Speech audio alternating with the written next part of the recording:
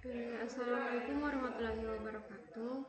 Perkenalkan, nama saya Asti Yudensi dengan NIM 24650055 dari kelas B. Pada video kali ini saya akan mereview materi tentang berbagai komponen dasar yang sering digunakan dalam rangkaian elektronika dan mikrokontroler. Di sini ada penjelasan dari elektronika. Elektronika merupakan bagian penting dalam kehidupan kita. Elektronika mempelajari listrik, arus, lemah, dan cara mengontrol aliran elektron dalam suatu alat. Pengendalian elektron terjadi pada tabung hampa atau bahan semikonduktor. Penerapannya sangat luas, mulai dari peralatan rumah tangga hingga robot industri. Pada perangkat digital seperti Arduino, tegangan kerja berada di kisaran 3,3 hingga 5 volt. Untuk memahami pemrograman robot, kita harus menguasai konsep dasar elektronika dan berbagai keamanannya, komponennya.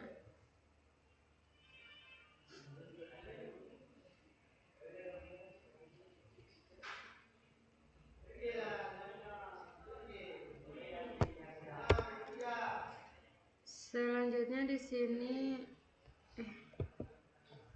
di sini ada resistor. Resistor adalah komponen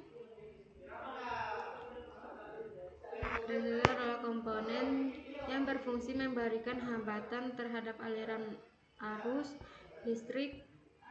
Resistor digunakan agar komponen tidak menerima arus berlebihan dan juga dapat digunakan sebagai pembagi tegangan.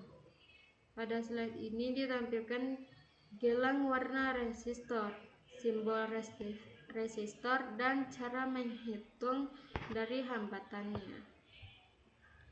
Ini dia cara-caranya dan ini cara menghitungnya. Di sini ada warna gelangnya. Ini ada simbol resistor. Selanjutnya ada kapasitor. Kapasitor adalah komponen yang menyimpan muatan listrik. Salah satu jenisnya adalah kapasitor keping sejajar, terdiri dari dua keping logam yang dipisahkan dieelektrik.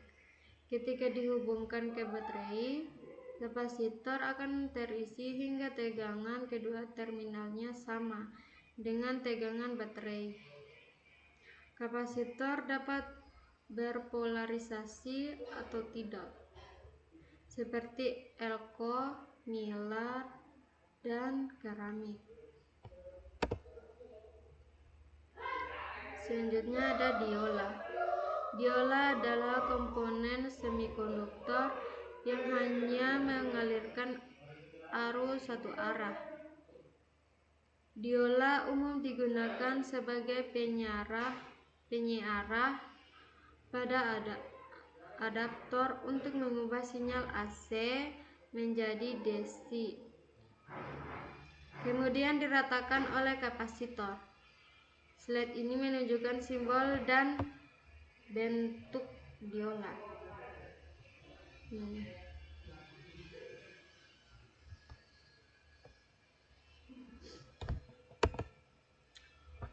Selanjutnya ada LED. LED adalah komponen yang memancarkan cahaya. Strukturnya mirip dengan diola, namun dirancang agar lebih efisien menghasilkan cahaya. Warna LED dipengaruhi oleh jenis doping semikonduktor. Hal-hal yang perlu diperhatikan pada LED adalah warna, tegangan kerja, arus maksimum, dan daya yang dapat dilepaskan.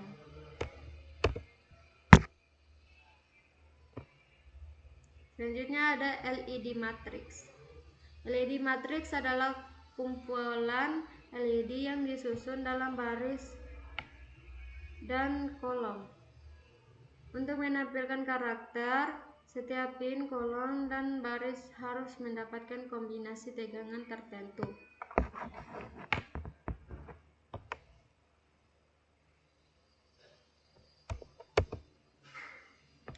Selanjutnya ada relay. Relay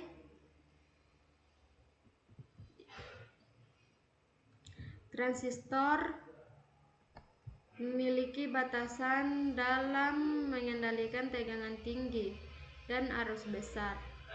Untuk itu digunakan relay sebagai saklar berbasis elektromagnet. Relay mampu meng-switch arus AC dan DC, sedangkan transistor hanya untuk DC. Kekurangannya, relay berukuran lebih besar dibandingkan transistor. Nah, di sini ada transistor. Transistor bipolar digunakan sebagai saklar elektronik dan penguat sinyal. Transistor memiliki 3 kaki. Pertama ada emitor, basis, dan kolektor, serta terdiri dari tipe NPN dan PNP. Pada slide ini memperlihatkan bentuk transistor dan rangkaian dasarnya sebagai penguat.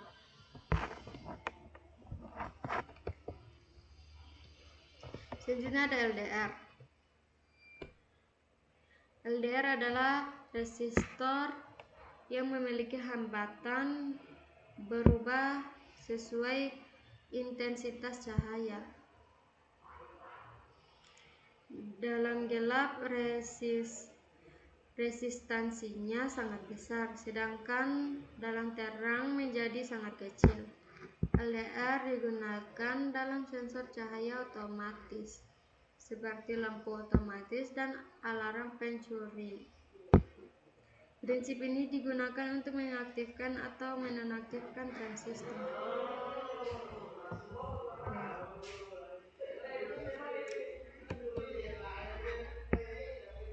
Selanjutnya ada fototransistor.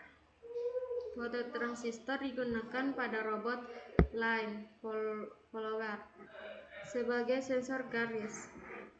Berbeda dengan transistor biasa, fototransistor bekerja berdasarkan cahaya infrared. Ketika tidak ada cahaya IR, transistor berada pada kondisi cut off. Ketika ada cahaya IR, transistor masuk kondisi saturasi. Slide ini juga menampilkan spektrum cahaya dan contoh aplikasi pada robot.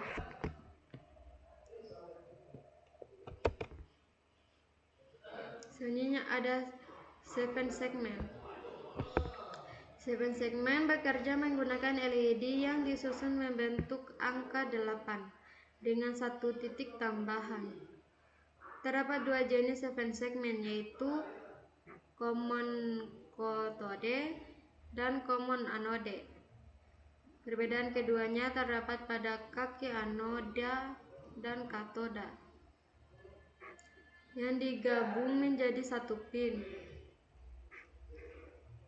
Ini dia contoh-contohnya 7 segmen. Di 7 segmen ini tipe common, di sini ada tipe common katoda, ini anoda. Selanjutnya ada motor. Motor listrik mengubah energi listrik menjadi gerakan. Motor terdiri dari stator, rotor, dan air gap. Motor DC membutuhkan 2 pin digital untuk dikendalikan melalui microcontroller. Jika arus yang dibutuhkan tinggi, diperlukan driver motor. Motor AC biasanya dikendalikan menggunakan relay, karena microcontroller hanya mengeluarkan tegangan DC. Selanjutnya di sini ada buzzer. Buzzer mengubah getaran listrik menjadi suara.